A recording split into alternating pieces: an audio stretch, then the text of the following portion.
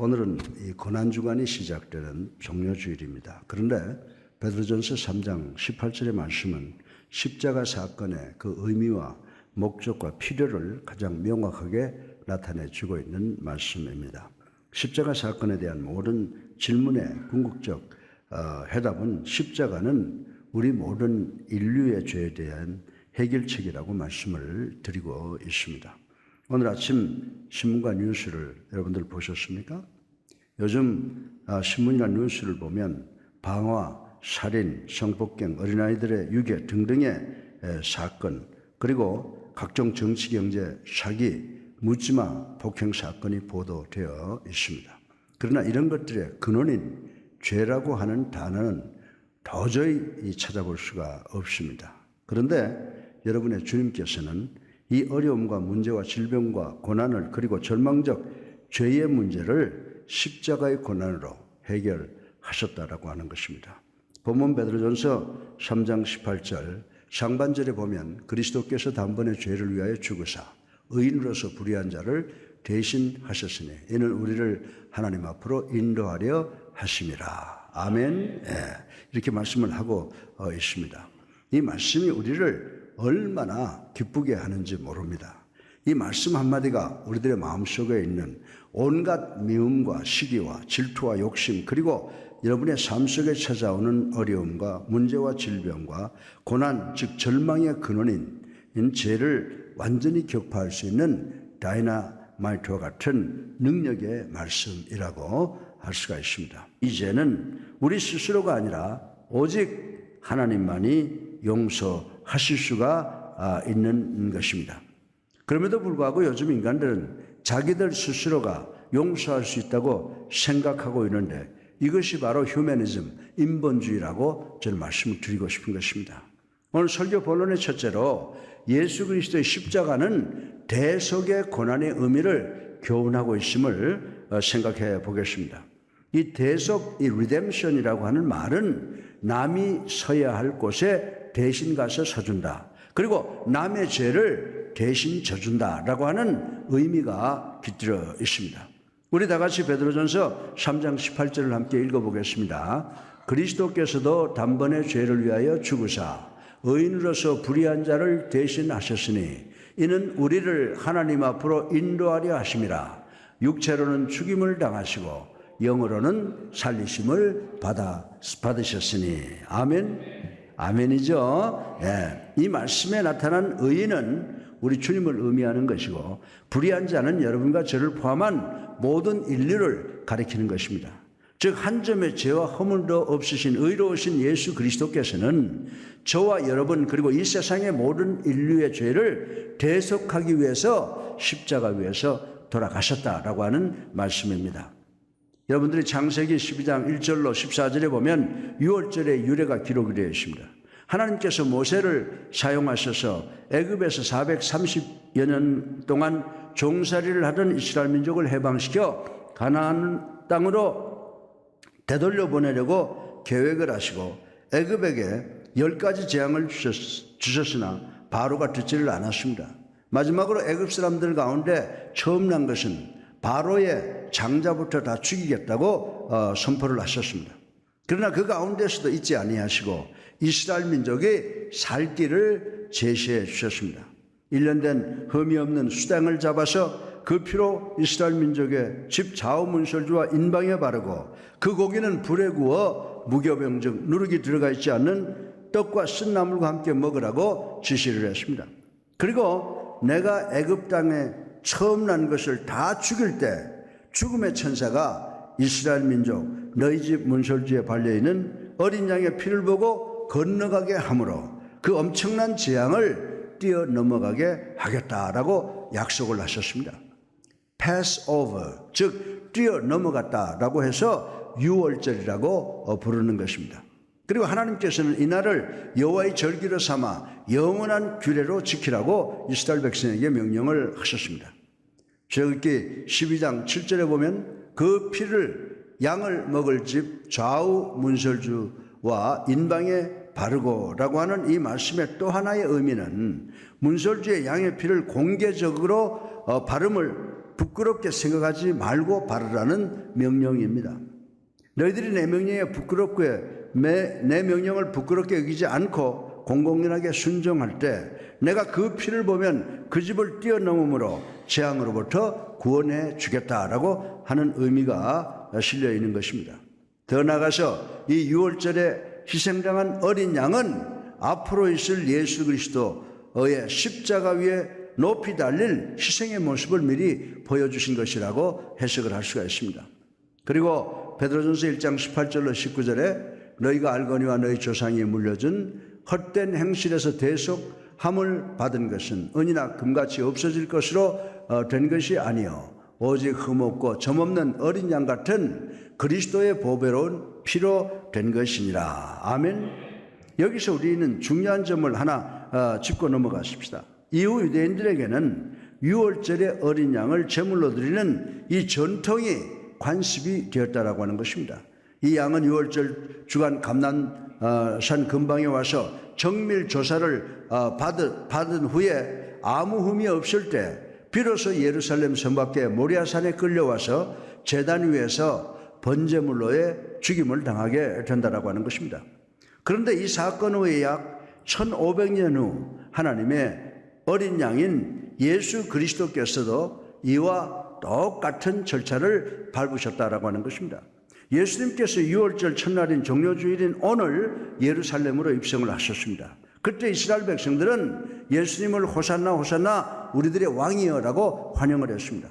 그러나 결국은 하나님의 어린 양인 예수님께서는 유월절 주간에 감람산의 일부분인 겟세마네 동산에 오셔서 기도하고 체포되어 재판을 받으시고 예루살렘 성 밖에 유월절 양들이 죽임을 당하던 모리아 산의 갈보리 언덕에서 죽임을 당하셨습니다. 여기서 우리는 구약시대에 아브라함이 이삭을 봤을 때의 현장으로 돌아가 볼 필요가 있습니다. 아브라함이 이삭을 모리아 산 제단의 제물로 삼아서 칼로 죽이려 할 때 하나님께서 그를 멈추게 하시고 이삭 대신에 숫 양을 제물로 마련해 주셨는데 신약시대에 와서는 갈보리 언덕 십자가에서는 하나님의 숫 양이 아닌 하나님의 독생성자 예수 그리스도를 죄로 주고 마땅한 여러분과 저를 위한 대속물로 주셨다라고 하는 것입니다. 따라서 예수 그리스도의 십자가의 죽음은 이삭을 대신해서 죽은 숫 양처럼 예수님께서 여러분과 저의 죄를 대속하기 위하여 돌아가셨다는 의미를 명확하게 보여주고 있는 줄로 믿으시기를 주님의 이름으로 축원합니다. 예수님의 재판을 담당한 사람은 그 당시 예루살렘의 총독인 빌라도였는데 빌라도는 무죄한 예수님에게 사형 판결을 내리기를 원치 않았습니다. 그리고 아침 출근 전에 자기의 아내까지도 죄 없는 사람을 죽이는 일에 관여하지 말라고 하는 권면을 받았습니다. 그러나 빌라도는 정치가였습니다. 빌라도가 결정하는 것이 자기 정치적 경력에 도움이 되고 자기를 다스리는 지역 이 민중들이 원하는 것이라면 무슨 일이라도 서슴지 않고 할 수 있는 위인이었다라고 하는 것입니다. 그러나 그는 인간의 힘으로 이 무서운 결정으로부터 벗어나기를 원했는데 그 당시 군중들은 예수 그리스도의 피를 보기를 흡혈귀처럼 갈망을 하고 있었습니다. 빌라도는 죄 없는 사람을 죽이는 것을 고민하다가 기발한 아이디어를 하나 생각해내게 되었습니다. 우리 로마 감옥에 이 예수라고 하는 사람보다 더 악한 바라바라고 하는 사람이 있는데 십자가형을 시키려고 하면 예수가 아니라 당연히 바라바다라고 생각을 했습니다. 그래서 빌라도는 군중들에게 이번 명절, 유월절 명절 특사가 있으니 이 나사렛 예수와 바라바 중에서 한 사람을 선택하라 라고 하는 조건을 내걸었습니다. 그리고 바라바는 흥분한 민중이 당연히 예수를 선택할 것이라고 생각을 했던 것입니다. 사랑하는 성도 여러분, 그 말이 떨어지기 무섭게 민중으로부터 무슨 반응이 일어나는지 아십니까? 빌라도는 민중이 당연히 예수를 선택할 줄 알았는데 바라바를 사면하고 예수를 십자가에 못 박으라고 군중들이 외치기 시작을 했습니다. 사랑하는 성도 여러분, 그 군중이 누군지 아십니까? 예수님께서 정료주일날 나귀를 타고 예루살렘 성에 입성할 때 예수님 오시는 길에 자신들의 웃옷을 벗어 깔고 종려나무 가지를 꺾어 호산나 호산나, 즉 우리들의 왕이시여라고 환영을 외쳤던 그 군중들이었다라고 하는 것입니다. 그런데 지금 그들은 예수를 십자가에 못 박으시오, Crucify him, 예수를 십자가에 못 박으시오라고 소리 지르고 있는 것입니다. 그렇다면 그토록 예수님을 환영하던 사람들이 왜 예수 그리스도를 십자가에 못 박으라고 돌변했느냐는 것이 우리의 질문으로 등장할 것이다 라고 하는 것입니다. 이스라엘 백성들은 예수 그리스도께서 자신들을 위한 위대한 지도자, 장군의 모습으로 오셔서 로마의 학정에서 벗어나 자신들을 해방케 하고 잘 먹고 잘 살게 할 것이라고 확실하게 믿었던 것입니다. 그런데 로마 감방에 체포되어 있는 연약한 예수 그리스도의 모습에 기대가 깨어진 실망, 그것이 분노로 변화된 결과였다라고 하는 것입니다. 그래서 이스라엘 백성들은 여지없이 하나님의 어린 양, 유월절의 양인 예수 그리스도를 예루살렘 성 밖에 모리아산의 일부인 갈보리 언덕 십자가에 못 박아 매달게 되었다라고 하는 것입니다. 예수 그리스도의 십자가 사건을 의인 예수님을 죄인 바라바를 위해서 무시무시한 로마 십자가형을 집행한 것이라고 볼 수가 있습니다. 바라바에 대해서 좀 더 구체적으로 생각을 해보십시다. 지하 동굴과 같은 감옥에 있는 한 죄수의 손과 발에는 한 발자국도 띄어놓을 수 없는 무서운 착구가 채워져 어둠 속에 웅크리고 있었는데, 이 죄수의 얼굴은 이 세상의 죄인, 이 세상의 사탄을 대표하는 그런 얼굴이었다라고 하는 것입니다. 그런데 한 간수가 감방의 문을 열고 들어가자마자 바라바가 간수에게 사정을 합니다. 나를 죽이지 마세요, 자비를 베풀어 주세요 라고 애걸복걸을 합니다. 그때 간수는 나는 평생 간수 생활을 했지만 너만큼 재수 좋은 놈은 처음 보았다. 바라바, 이리 와서 저 갈보리 언덕에 3개의 십자가가 보이느냐? 저 가운데 하나의 십자가가 바로 내가 그 위에서 죽을 십자가이다. 그런데 어떤 사람이 너 대신 십자가에서 죽게 되었다라고 했습니다. 사랑하는 성도 여러분, 저는 이 십자가의 사건을 통해서 바라바의 영이 구원받았다고 말씀드리는 것은 절대로 아닙니다. 제가 말씀드리려고 하는 의도는 하나님께서 바라바의 사건을 통해서 의인이 죄인의 죄를 대속하기 위해서 돌아가시는 모습의 예를 가장 적절하게 나타내고 있음을 여러분 모두가 보아 알기를 원하는 것입니다. 전 여러분 모두의 죄는 하나님의 아들이신 예수 그리스도의 대속의 십자가의 고통을 통해서 용서되어진다고 말씀을 드리는 것입니다. 사실 우리 인간들의 언어로, 인간들의 예술로, 그리고 인간들의 과학으로 우리의 죄를 대속하기 위한 갈보리 언덕 십자가의 고난이 얼마나 아픈 것인지, 얼마나 큰 것인지 표현이 불가능하다라고 하는 것입니다. 마태복음 26장 38절에 보면 내 마음이 매우 고민하여 죽게 되었으니 라고 인내하기 어려운 예수 그리스도가 정신적인 고난을 호소하고 있는 모습을 우리는 볼 수가 있습니다.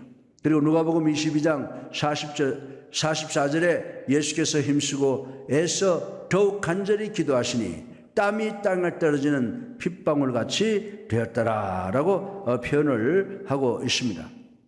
제가 미국에서 공부할 때 운동 생리학 연구실에서 어떻게 땀이 피 색깔이 될 수 있을까 라고 하는 것을 궁금하게 생각해서 의학 연구 보고서, 특별히 극한적인 운동을 통해서 일어나는 현상을 찾아본 적이 있습니다.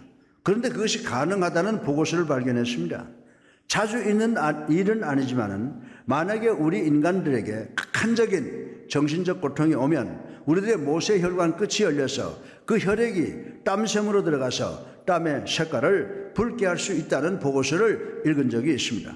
이 현상을 헤메로글로로시스라고 한다고 하는 설명까지 붙어 있었습니다. 따라서 그 당시 우리 주님은 인간들이 수용하기 불가능한 엄청난 극한적인 정신적 고통이 있었다고 하는 것을 우리는 알 수가 있는 것입니다. 그러나 예수님께서는 육체적 고난도 엄청나게 컸습니다. 로마 군인들은 예수님을 무섭게 고문을 했습니다. 로마 군인들이 하는 짓은 죄수를 거꾸로 매달아 놓고 어느 정도 기다리면 모든 관절이 다 탈골하게 된답니다. 그리고 나서 고문을 위한 도구는 여러 가닥, 즉 9가닥으로 된 채찍인데 채찍 끝에는 세갈키와 같은 모양으로 동물의 뼈로만 세갈키를 만들어 붙였다고 합니다. 여러 가닥으로 된 채찍을 내려치면 한 가닥은 몸의 상단부, 또 한 가닥은 중반부, 또 한 가닥은 하단부에서 감기고 그 채찍을 당기면 채찍 끝에 작은 세갈키 때문에 살점이 뚝뚝 떨어져 나가게 되고 살이 떨어져 나온 자리에는 뼈가 보이고 혈관이 보이고 신경이 보였다라고 하는 기록이 그대로 남아 있습니다. 그래서 이 고문을 한번 받고 나면 걸어서 나오는 사람은 하나도 없다고 합니다. 모두 기어 나오지 아니하면 죽어서 들것에 실려서 나온다고 하는 기록이 있습니다. 그래서 성경을 보면 예수님은 재판장까지 옮겨져 나왔다라고 하는 기록이 남아 있습니다. 왜 그렇습니까? 예수님께서는 로마 군인들의 고문으로 너무 약해져 있었기 때문이라고 말씀을 드릴 수가 있는 것입니다. 나중에 예수님께서 십자가를 지고 왜 넘어지고 엎어지셨는지 그 이유를 우리가 조금이라도 이해할 수가 있을 것 같습니다. 예수 그리스도께서 당한 육체적 고문은 처참한 것이었습니다. 로마 군인들은 채찍으로 무서운 고문을 한 다음 십자가형을 집행하여서 우리 몸에, 신체의 몸에 물과 피가 다 빠져나가야 비로소 운명하게 되는 것입니다. 이렇게 생명이 끝나기 전까지의 고통은 우리 인간들이 어떤 언어를 통해서도 어떤 예술을 통해서도 어떤 과학을 통해서도 표현하기가 불가능하다라고 하는 것입니다. 이 지구상에서 가장 잔인한 형벌이 십자가형입니다. 따라서 그 당시 사람들은 십자가형이라는 말만 들어도 미리 기절할 정도로 무서워서 공포에 떨게 되었다고 합니다. 그래서 로마 정부는 십자가형으로 식민지를 통치했다는 설도 있습니다. 따라서 예수 그리스도의 십자가의 죽음에는 신체적 고통과 정신적 고통이 함께 병행된 죽음이라고 말씀을 드릴 수가 있습니다. 지난주에 예수님께서 가시관을 쓰심으로 우리의 죄가 예수님께 오염되고 그 값을 치르게 되었다고 제가 말씀을 드렸습니다. 그러면 우리 주님께서 우리의 죄의 오염됨으로 지불한 값이 무엇입니까? 그것은 거룩하신 하나님 아버지와의 결별이었다고 말씀을 드릴 수가 있는 것입니다. 더 나아가서 죄의 오염 때문에 하나님의 결별의 값만 치는 것이 아니고 하나님의 저주의 대상들의 대표가 되어서 십자가 위에서 돌아가시게 된 것입니다. 이제 오늘 본문의 상반절의 말씀, 그리스도께서도 한 번 죄를 위하여 죽으사 의인으로서 불의한 자를 대신하였으니 라고 하는 이 말씀을 조금이라도 이해가 가실 줄로 믿습니다.